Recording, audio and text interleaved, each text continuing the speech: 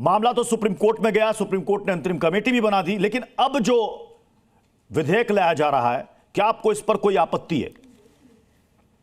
देखिए, जहां तक मैटर सुप्रीम कोर्ट का था, सुप्रीम कोर्ट ने बिल्कुल साफ आदेश ये करा हुआ है कि एक एंटरिम कमेटी बनेगी और वो एंटरिम कमेटी तब तक के लिए रहेगी जिसके अंदर गोस्वामी परिकर भी इन्वॉल्व रहेंगे और वो तब तक के लिए रहेगी जब तक ये न्यास से संबंधित जो केस है, ऑर्डिनेंस से संबंधित, ये उच्च न्यायालय इलाहाबाद में लंबित रहेगा जी। जिसके लिए सुप्रीम कोर्ट ने ये भी कहा है कि 1 साल के भीतर जो है इस मैटर को निपटा देना चाहिए।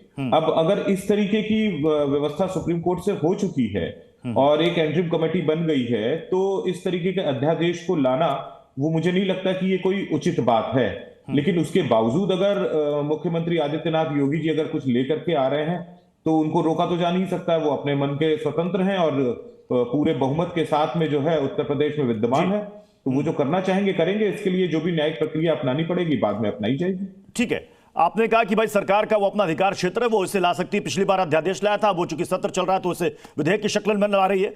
मुझे बताइएगा कि इस न्यास का जो रोल होगा वो तो प्रबंधन का होगा।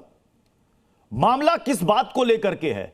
पैसे के कंट्रोल को लेकर सरकार कह रही है कि तो न्यास के कंट्रोल में होगा, हमारे कंट्रोल में तो होगा नहीं। और मुझे एक बात और भी बताइएगा, चूंकि तमाम दर्शक इस वक्त देख रहे हैं, कितने पैसे होंगे मंदिर प्रबंधन समिति के पास इस वक्त बांके बिहारी? देखिए, आपके माध्यम से यहां कुछ बातें स्पष्ट करना बहुत जरूरी है जी।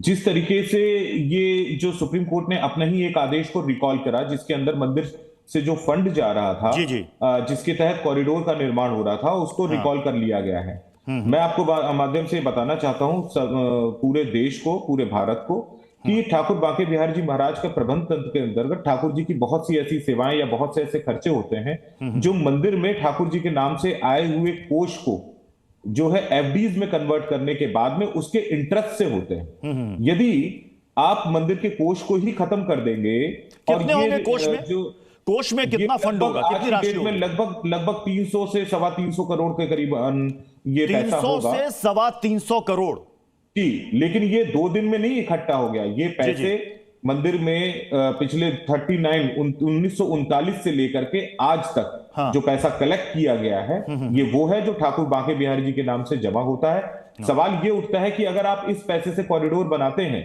तो कॉरिडोर जादू से एक दिन में नहीं बन जाएगा। अगर ये पैसा आपने निकाल लिया तो फिर ये कॉरिडोर बनने के तक ठाकुर जी की सेवाएं, कौन ये उत्सव करेगा, कौन ये सेवाएं करेगा, कैसे व्यवस्थाएं बनेगी? ठीक है, मैं आचार्य विक्रमादित्य का रुख करूंगा, लेकिन उससे पहले एक सवाल और आपसे। चूंकि आप लोगों का तर्क ये था कि एक तरीके से आप लोगों की पूजा पद्धति के अंदर ये सरकारी दखल है जिसे आप बर्दाश्त नहीं करेंगे।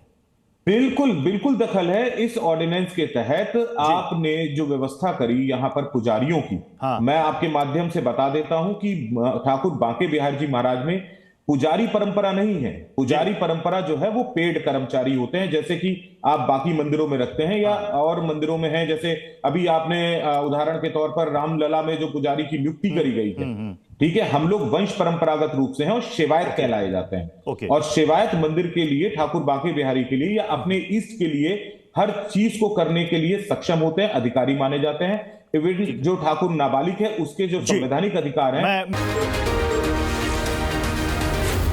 Zee News.